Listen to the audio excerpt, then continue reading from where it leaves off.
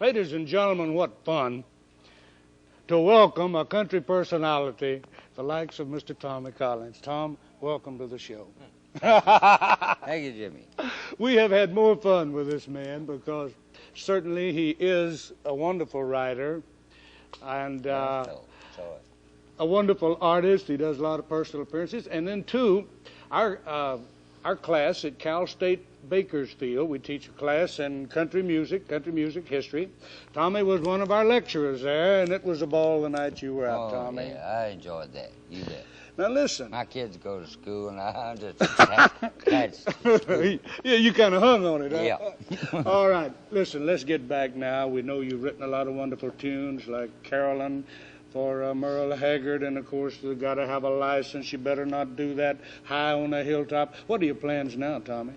I'm still writing songs, Jimmy, and also did a recording session in Oklahoma City, which is my hometown, a few months ago, and we're planning to make some more records. Mm-hmm. So I'm writing all the time, trying to come up with, something that suits me. Well, that's good. We got a record coming out pretty soon, probably the next 6 weeks. Will you do this one thing for me? When that record comes out, will you preview it here on Bakersfield Country? Well, I'd be happy to. You bet.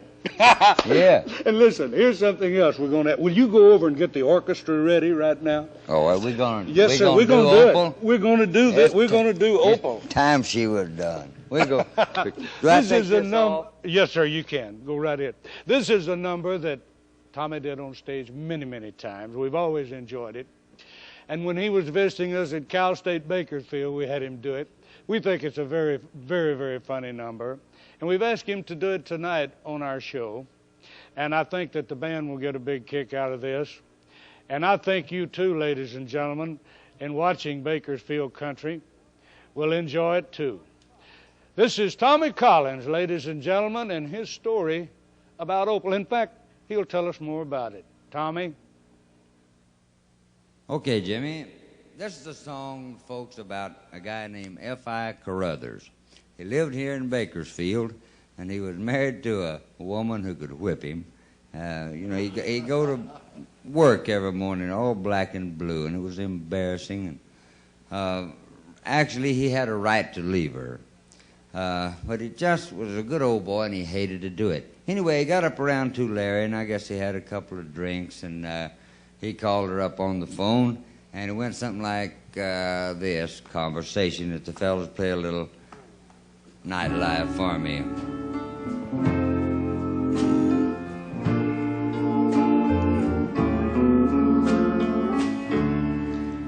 Yeah, hello, Opal. Now, this is Frank. Did the man give you the divorce papers? Now, Opal, you can call me anything you want to. You always have. Don't you go ahead and call me some of your favorite names, and then I want to talk to you a minute. Yeah, that's one you call me a lot of times. Yeah, I recognize that one, too. Hey, that's a new one, Opal. That's good. That's nasty. Listen, Opal, I just called to tell you that I won't be coming home. No, Opal, I don't want to say why. I don't want to go into that. It's just a whole bunch of little things. You see, Daddy never would let us go with girls. I married the first one I met, and that was you. It was a mistake. Let's just call it quits, Opal. You can have the house, the car, and what little money there is in the bank, the muffler shop. Sell it, do whatever you want to with it. I just want out, that's all. Now, simmer down, Opal. No, Opal. I don't want to say why. You know, you haven't done anything in the last 5 or 6 years that didn't either make me mad or sick. Now listen, old gal, I'm getting a little tired of this abuse. In fact, I've been tired of it for a long time.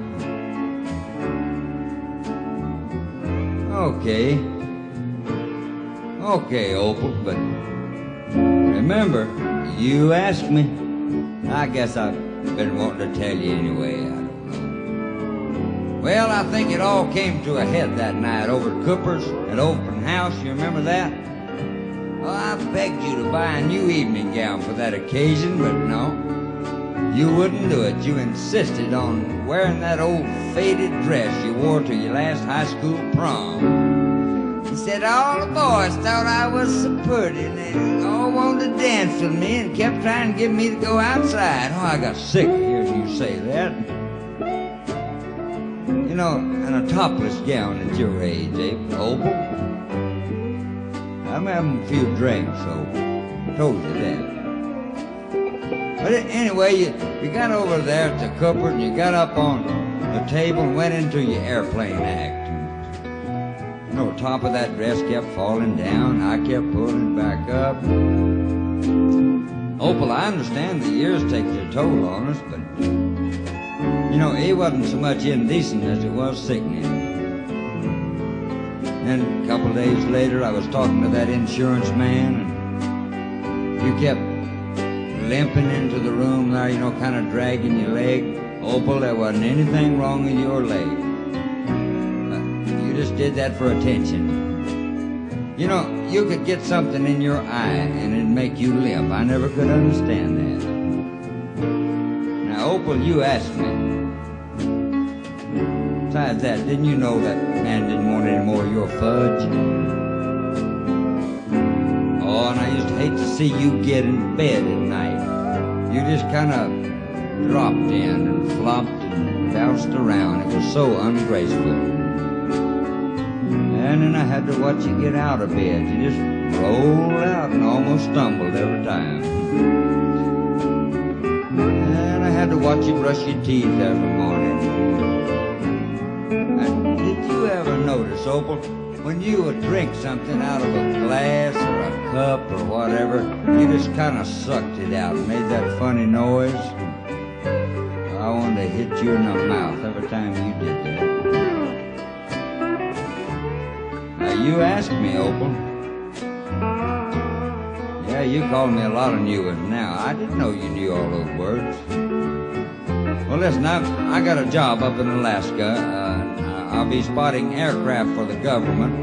It flies over, and they say the yearly average is about 7. I'll be living in an igloo up there all by myself, 200 miles from the nearest town. I'll report once a year to Point Barrow. They say the last guy that had the job got so lonesome he just flipped, you know, and beat his head against the igloo until he died. That won't happen to me. I can take anything. Well, Opal, I've got to go now, and I'm going to hang up. You did ask me, you know, but listen, I want you to keep your chin up. And by the way, Opal, that's another thing, that chin of yours. Did you ever notice when we go somewhere together, you just kind of drew your lips back and made them tight and thin, and your blood vessels popped out on your neck? Oh, if I thought I could have, I'd have really busted you then, but I knew if I ever got the upper hand on you, I'd never be able to stop. Okay. Oh, you know a lot of them. I probably am, Opal. Yeah. Well, I'm gonna hang up now, and don't wish you any bad luck. Remember, you asked me, old gal. Goodbye now. Good luck, Opal. Good luck, gal. Tommy Collins, we're much obliged to you.